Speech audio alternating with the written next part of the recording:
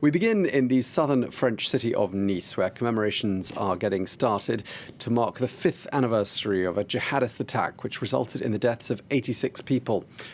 Well, that attack happened as thousands of people lined the Promenade des Anglais to watch the fireworks display for the French National Day.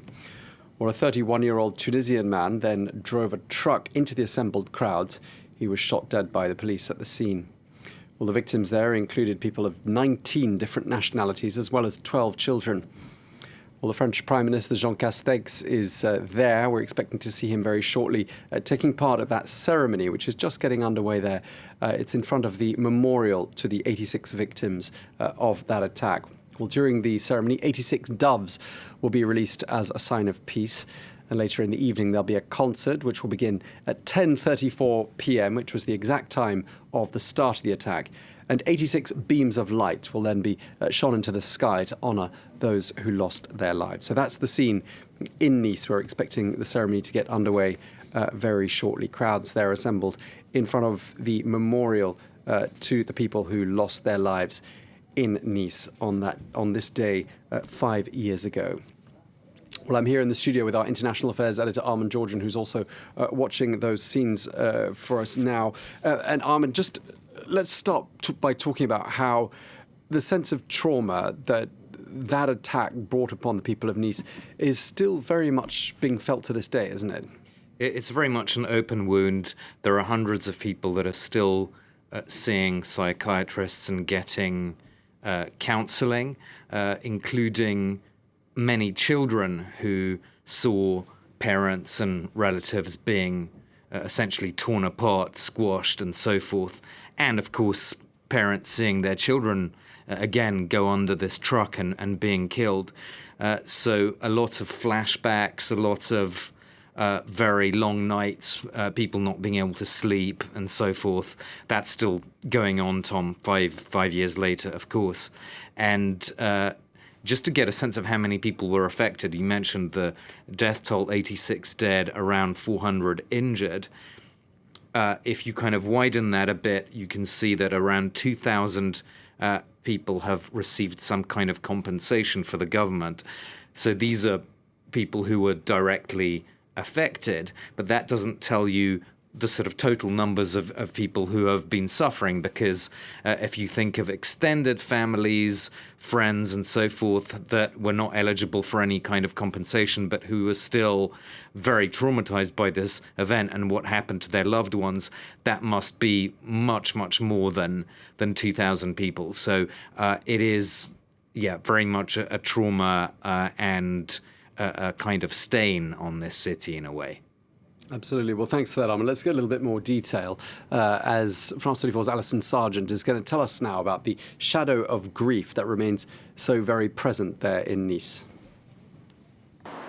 Many in Nice consider it the world's most beautiful seaside walkway. But since the attack 5 years ago, strolling down the Promenade des Anglais hasn't been the same. It's on all of our minds. It was horrible. Horrible. Look, I have chills just from thinking about it.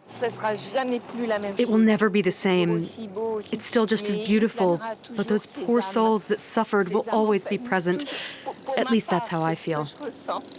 In July 2016, Amaury was 6 years old. He was watching the fireworks with his mother when she was killed in the attack. He and his brother have regular meetings with a psychologist. She asks us questions. I think she made us draw pictures once. Before, we didn't talk a lot about it. They didn't like talking about the attack. Now it doesn't scare them. That had been my worry, that they would withdraw. 300 children in Nice are being monitored for psychological trauma related to the attack. I'll have kids in the office here, and they'll be over there playing. Then a fire truck passes, and they'll stop playing immediately. They'll come to a total standstill.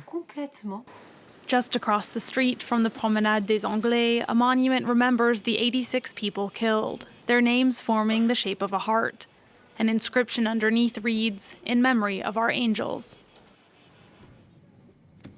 Okay, well, just to remind you, we're keeping a close eye on events in Nice where commemorations are taking place on this, the 5th anniversary of the attack on the 14th of July 2016, in which 86 people lost their lives. I'm here with our international affairs editor, Armin Georgian. Armin, let's pick up on what we were talking about before and maybe take the conversation towards where we are with regards to the process of bringing those responsible to justice. What's the latest you've got?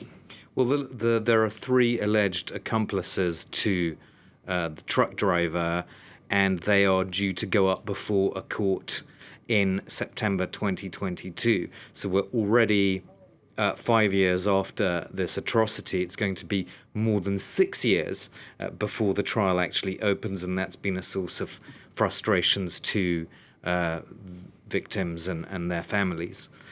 So these 3 alleged accomplices, they've said, we didn't know what the help that we gave this man was actually going to be used for, whereas those who have filed civil lawsuits against those alleged accomplices, there are 865 civil parties.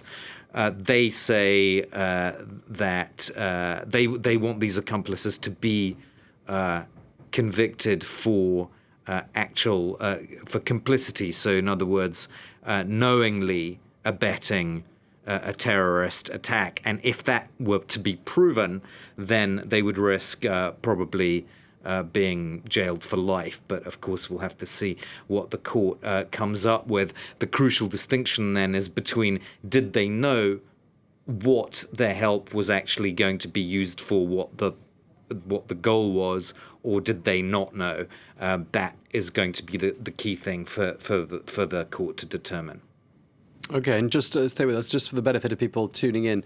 We're looking at the scene in Nice where a crowd, an audience has gathered close to the monument for the 86 people killed in that attack in 2016. The French Prime Minister Jean Castex is there. We're expecting him to speak fairly shortly. It looks like there's some more officials in the process of arriving. Hard to tell from this distance exactly who's who and who's arrived so far, but there is a crowd gathered there for commemorations. It's going to be a day of commemorations, as we've been saying. There'll be commemorations into the evening there in Nice as well. There'll be a concert later, and there'll also be a ceremony with lights being shone into the air to honour the 86 victims who lost their lives on the 14th of July 5 years ago. And Armin, just let's talk now about the threat of terror here in France, because it's been 5 years since that attack, and there was a spate of attacks in that period in different parts of France. But the threat hasn't gone away, has it? I mean, that still looms pretty large, the threat of a terrorist attack on French soil. Yeah, of course it does, and we're not in the same period as we were in 2016 when this attack happened. That was just 8 months after the notorious and unprecedented attacks in Paris in November 2015, those commandos rampaging through different locations in the French capital. So at that point, France was on its highest alert, and that's why there's been such a controversy related to the Nice attack as to why security was seemingly lax. How did the truck driver manage to get onto this famous Promenade des Anglais when France was supposedly on its highest? Everyone should have been very alert to a new atrocity. What's changed, I think, in the intervening years is that the Islamic State group, Caliphate, the so-called Caliphate in Syria and Iraq, shrank as a result of the international coalition bombing ISIS targets and, of course, working with local forces on the ground, including Kurdish militias, to shrink that caliphate. And so over time, the sort of attraction to disaffected young men of this caliphate reduced, and there were fewer people joining the so-called struggle in Syria and Iraq, leaving France and other countries to join the ranks of those jihadists. But what the switch has been to these so-called low-tech attacks instead, and they can still be extremely deadly.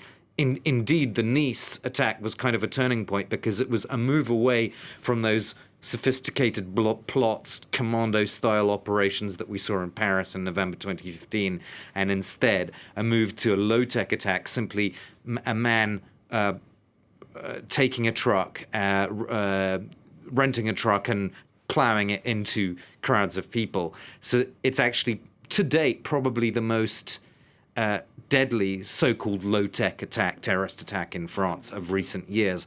But there have been actually since Nice, Tom, very similar tactics used. For example, we've seen jihadists in cars just ride into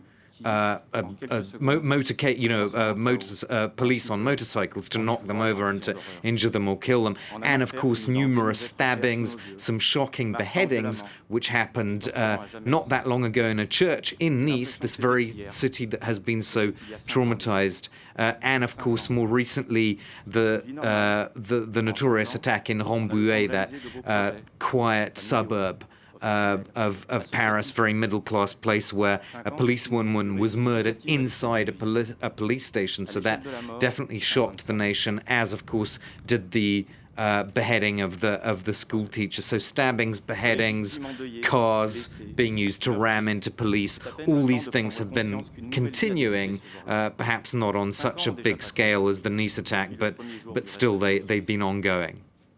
Okay, well, thanks for that, Armin. And as we can see there,